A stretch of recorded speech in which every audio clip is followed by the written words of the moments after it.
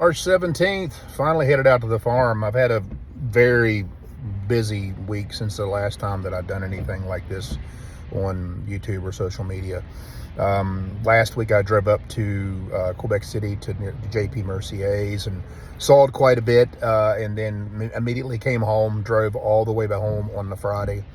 Then worked a little bit on Saturday, worked a full day Sunday, then did 3 12-hour days in a row. Yesterday I had meetings in the morning and had ambitions on going to the farm to actually train some, and my body told me not gonna happen. So instead I went to bed last night about 5:30 at 6 o'clock, woke up at 5 o'clock this morning, and now I'm headed to the farm. So full day ahead with me on that one. So yeah, I leave for Australia in a week, and well, a week from tomorrow. But yep, getting trees tomorrow with Grant, Eric, and Chad, etc. So it'll be fun. Okay, I've been at the farm for I got here at 8. It's now around 2:30, 3 o'clock, and I need to chop and saw some. So I'm been down the rabbit hole of reading a bunch of depositions and summarizing them for work. And yeah, I got a bunch more to summarize. I took 6 this past week. I had 3 12-hour days in a row, and then I worked all day Sunday, so I'm tired. Yesterday I had meetings in the morning, just crashed in the afternoon and watched some bad Netflix series. Yeah, I watched the one on bigorexia, which was kind of neat. Never considered myself that bigorexia, but you know, as a person who's always lifted and been in the fitness, you know, sort of industry, or at least part of the fitness side of things, I see where it exists. Anyway, time to chop us off. I've been sitting for the past 7 hours. I am going to single buck slowly to start out with, and make 2 cuts on this 18-inch log, and then I'm going to put up a smaller log and make another couple cuts on it before I actually transition into chopping some softwood. No springboard today. That pole has bit its dust. I'm probably not going to do any more springboard training until I get back from Australia, when I will put up a fresh pole, unless I can get Grant and the guys to help me put up a fresh pole tomorrow after we're done getting all the trees on the ground. But yeah.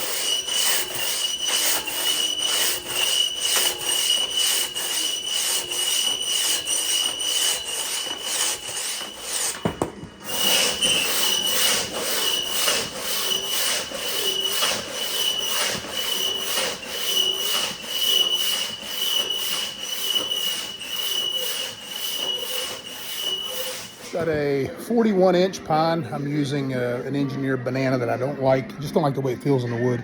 So I'm going to start training with it. Maybe I'll liven it up. When I say livening it up, sometimes axes need to be chopped with in order for them to learn the way, so to speak. Yeah, so here we go. What the hell? What have I got to lose?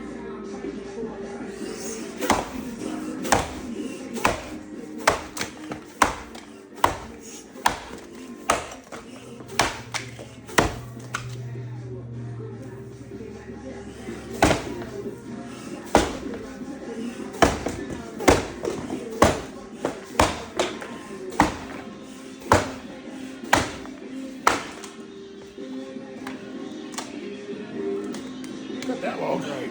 That axe hasn't cut hot shit at any time that I've ever tested it.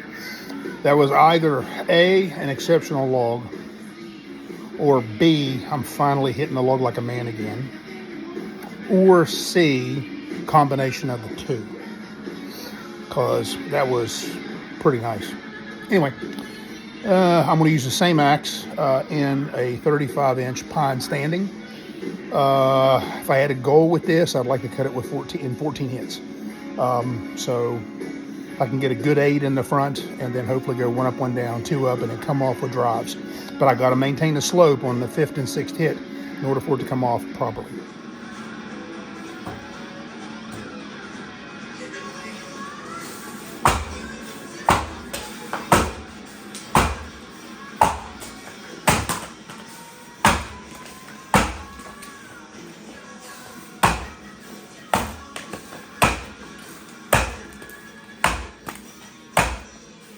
I'll tell you one thing, that log that I cut in that underhand was exceptional. That log was not that great, but I still cut it in 8 and 7. A good log, good wood, nothing wrong with it. But flip it up onto the other end, cut her again. I had a 47-inch log, and I'm going to show you Gerald Yule's freaking footholds in her.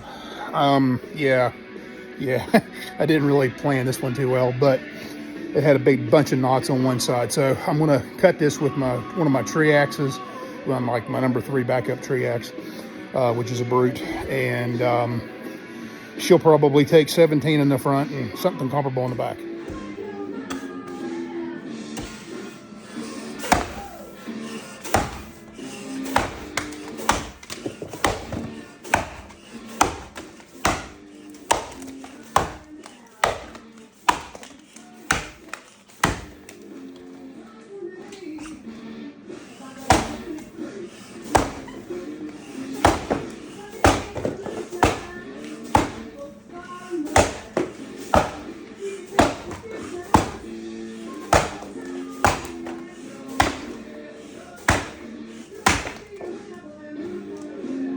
"29 hits on a 15-inch log with a tree axe that's bent. Shit, not bad. All this training and might actually be paying off." Got the same log, I've just flipped it over. Got a little tutorial from David Moses. He said to not hold my breath or to breathe through the log, and so I didn't realize he was even doing that. So I'm going to relax a little bit more and let the axe flow, because I was trying a little too hard that last time. So this time I'm just going, last time I cut it in 8 and 7. So this time I'm just going to let it flow, use the exact same axe, and just be smooth, relaxed.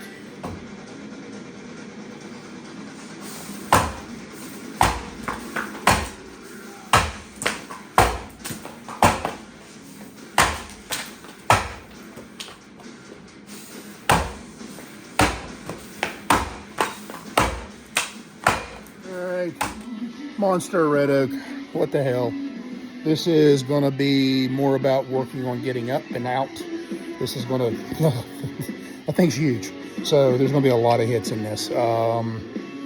Just working on the height of the swing, getting the arms extended, and staying tall. When you have a tendency to shorten things up, at least I do, when I am cutting that soft stuff. So anyway, keep moving.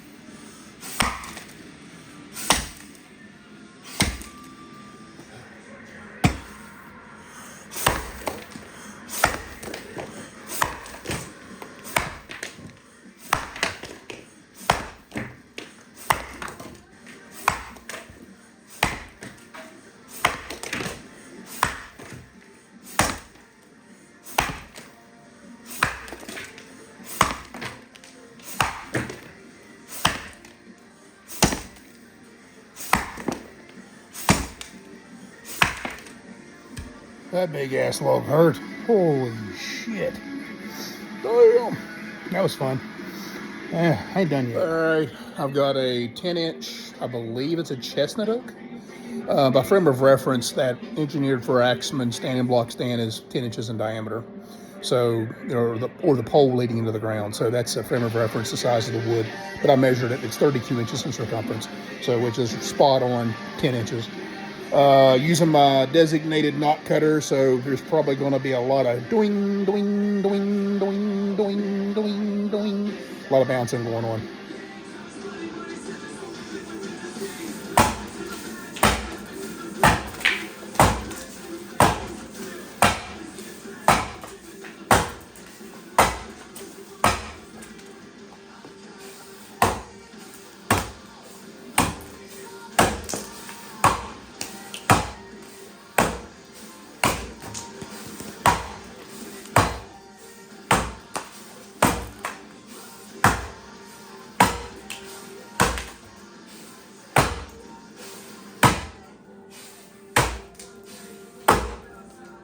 I have got one of the fresh logs out of one of the trees. I think this is the D tree. And I'm using an engineered that Josh Wilson traded to me last year. It's 15 degrees and it's okay. And I've got one of my favorite handles in it, but that doesn't matter much. The handle is not what cuts. Anyway, so let's see what happens. I'm just gonna take my time on the turn because I just don't give a shit. I'll figure that out when I get down there.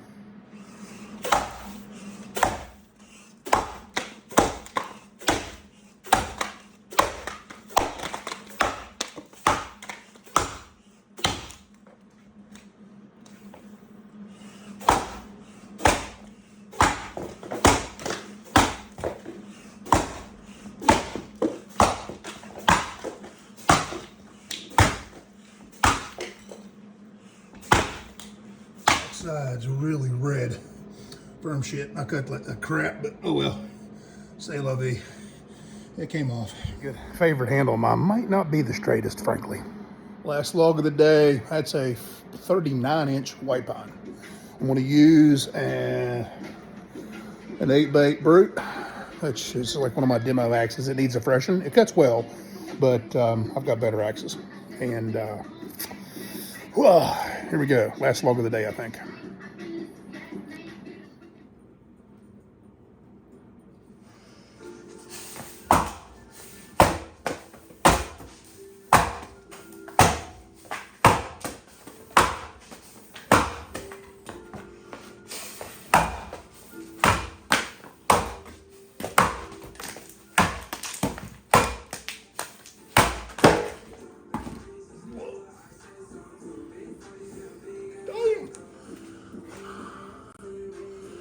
That one's freaking nice.